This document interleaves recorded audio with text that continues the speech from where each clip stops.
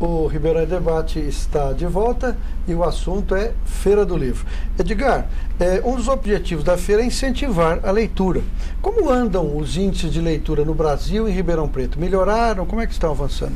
Há um intenso movimento em prol da leitura, até por conta da ida do nosso Galeno para a Biblioteca Nacional, que conseguiu alavancar feiras em todos os estados brasileiros aí. Há uma preocupação, inclusive da própria nação hoje, né, de ser uma nação lida e leitora, enfim. Então, esses índices tendem a crescer. Na cidade, evidentemente, que a Feira do Livro contribui muito para isso.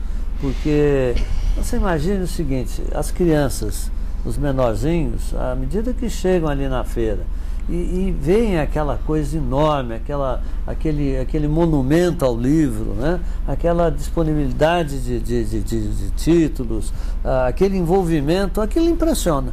Não tenha dúvida que impressiona. Aquilo marca ele de alguma forma. E hoje com o cheque livre, que ele leva o seu livro para casa, esse livro é propagador, porque ele pode às vezes chegar e deixar ali, mas a mãe dá uma olhada, a vizinha, a empregada, não sei, alguém lê. Né? Aquilo, ninguém joga fora o livro. E os índices melhoraram nos últimos anos, né? Melhoraram. A escola é mais leitora hoje, né? Brasil, eu vou falar aqui um pouquinho, está muito ligado a isso. No passado, foram criadas as BAC, que são as Bases de Ação Comunitária, a Vila Tecnológica, que acabou se transformando também num centro cultural, e mais de 50 bibliotecas foram instaladas em Ribeirão. As BACs estão desativadas, eu conheço elas, estão destruídas. Ao que consta, muitas das bibliotecas estão desativadas ou foram incendiadas, eu conheço algumas nessa condição. A Vila Tecnológica está praticamente toda sem utilização. A pergunta é, não há uma contradição nisso? Você investir pesadamente numa das maiores feiras do mundo, como o Edgar está dizendo, fazer tudo para que as pessoas leiam, sobretudo as crianças e os jovens, e deixar morrerem bibliotecas, centros culturais, como nós temos deixado morrer em Ribeirão? É uma tristeza mesmo, e é uma grande contradição. Essa cidade, que hoje também denominada capital da cultura, ter tido a oportunidade de ver a instalação dessa série de bibliotecas ou de centros de estudos culturais, foram muito festejados na inauguração, mas pouquíssimos cuidados e estão condenados a terminar. Se a ideia de que a nação só vai ser melhor com as pessoas lendo, como o professor falou, ler é a melhor forma de cultura, é melhor do que estar estudando, aprendendo de outra forma, se não houver uma vocação do gestor do município, da administração municipal, de ressuscitar, nós vamos ter a contradição absurda de Ribeirão ter a segunda maior feira a céu aberto do mundo e, ao mesmo tempo, passada a feira, que é um local de grande estímulo para a leitura, não haver como dar continuidade com as gerações novas, porque está faltando o apoio, está faltando a vontade de fazer uma obra aparentemente anônima, mas que pode em 10, 20, 30 anos mudar a feição dessa cidade. Como é que você vê isso, Alexandre? É triste a gente ir a esses locais que existiam aqui, que eram verdadeiros incentivadores à cultura, e de repente isso... Eu mesmo participei de algumas inaugurações, né, dessas bibliotecas. Então é uma pena, né? Eu acho que uma criança, por exemplo, lendo, ela faz da leitura uma brincadeira, não é? Então, não sei se ela está brincando, aprendendo ou aprendendo brincando, né? Então, o livro para ela é uma brincadeira, né? Então, essas bibliotecas, elas tinham essa finalidade, né? Principalmente claro, que eram bibliotecas, a maioria delas em colégios, não é? Colégios municipais. Isso. Hoje foram incendiadas ou viraram salas de aula, né? A primeira coisa que acontece no colégio, quando falta uma sala de aula, desativa a biblioteca. Eu sou professor há 25 anos, né? Então, faltou espaço no colégio, primeiro lugar, desativa a biblioteca. Faz uma sala de aula. Como se a biblioteca fosse supérfluo, né? Supérfluo, então, estava ali, né? Só para preencher, tapar o buraco, né? Só lembrar, não sei se leram o livro, A Menina que Roubava Livros, uma obra recentemente, há 2, 3 anos, foi sucesso. Ela furta no cemitério um catálogo do enterrador ali, de como fazer o enterro do caixão, como abre a cova, tal. Achou na parede. O manual, né? O manual. E daquela leitura que ela lia escondida, porque ela era judia, estava escondida numa casa ou alguém, de qualquer forma, um período trágico da Alemanha. E daquela leitura deste livro, ela passou a frequentar uma biblioteca de uma pessoa rica, acho que a mulher do prefeito da cidade, e tinha que roubar livros para ler. Então, imagine, com essa dificuldade, ela se tornou leitora. Nós aqui que tivemos a grande chance de uma série de pulverização, capilarização mesmo, de centros de exposição de livros, por abandono do município, perder esse tesouro, que é um tesouro. Eu me recordo da minha infância muito pobre e o começo da minha juventude, em que eu não tinha acesso a livros. Morava na roça, a minha cidade não tinha biblioteca, a escola era dessas escolas de vila. E eu me lembro de como eu me ressentia da vontade da falta de livros. Eu queria ler livros porque eu ainda não sabia exatamente o que era um livro, mas eu via a cartilha da escola, às vezes a professora lendo, eu também queria fazer aquilo, e a escola não tinha e a cidade não tinha, né?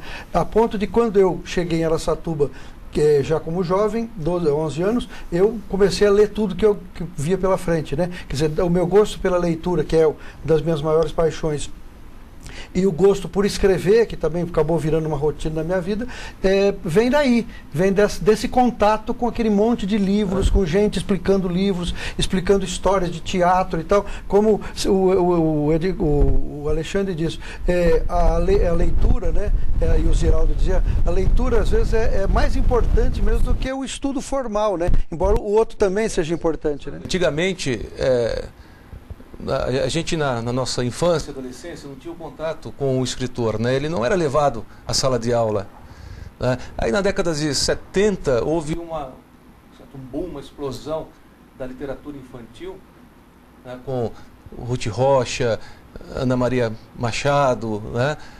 Depois com Pedro Bandeira. Aí os autores começaram a participar ativamente da sala de aula, contato direto com o aluno gosta de ter ali o escritor, gosta de ter o livro autografado, né?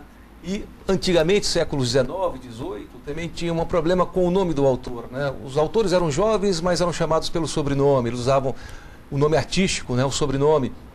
Álvares de Azevedo, Gonçalves Dias, Gonçalves de Magalhães, Castro Alves, Fagundes Varela, Junqueira Freire, Machado de Assis, né?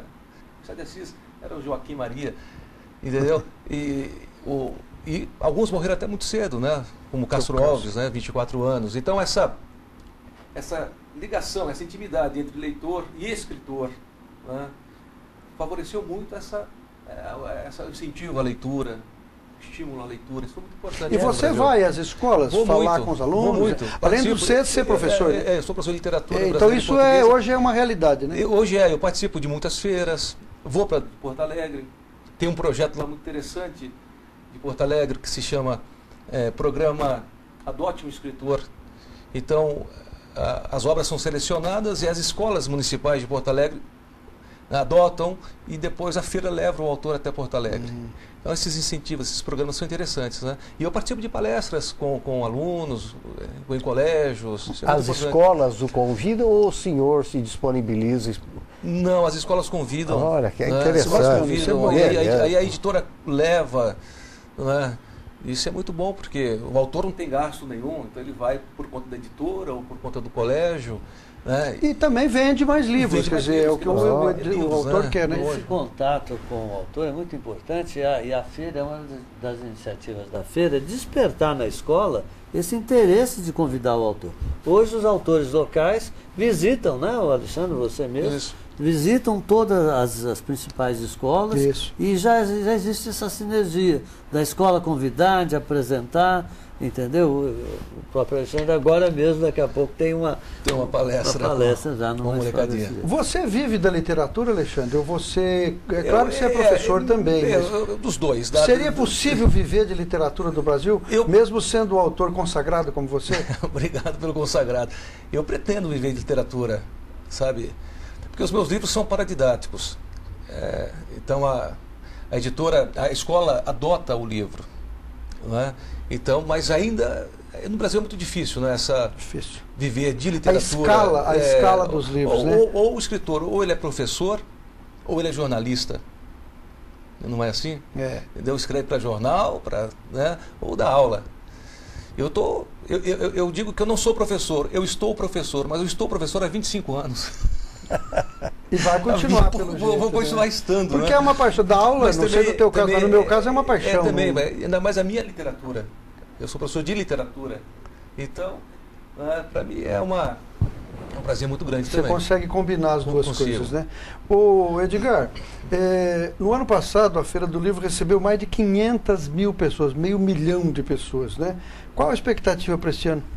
Olha, com esse envolvimento das cidades do entorno, a gente espera receber bem mais umas 100 mil pessoas a mais. Mas, na verdade, a feira recebe, ano passado, ela deve ter recebido por volta de 700 mil pessoas. 500 mil pessoas são as pessoas que a gente consegue medir, documentar, porque estão nos eventos, nos shows tem lá uma metragem que a Polícia Militar nos dá e diz que em tantos metros quadrados tem tantas pessoas, enfim.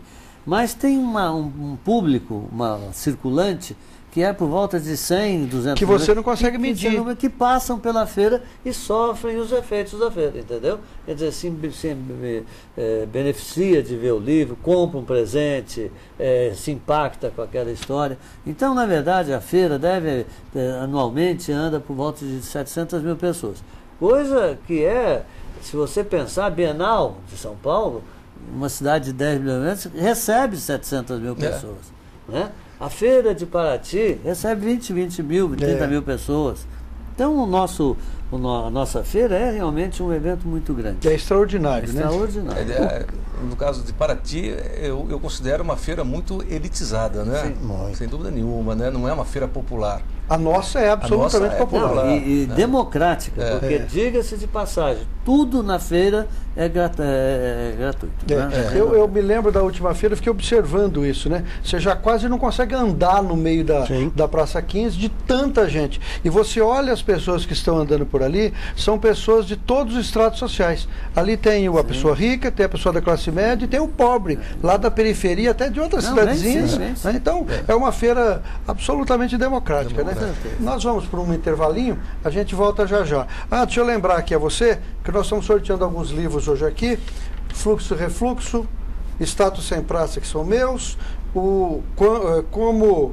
Quero me aposentar, do Hilário Bock, Um Olhar sobre o Mundo, do Golfeto, 2 livros aqui do Alexandre, O Vendedor de Queijos e Outros Contos, e Que Azar, Godofredo. Então são 6 sorteios que a gente tem hoje ao final do programa. Você compartilhe com a gente nas redes sociais que você pode ser o felizardo, tá bom? A gente volta já já.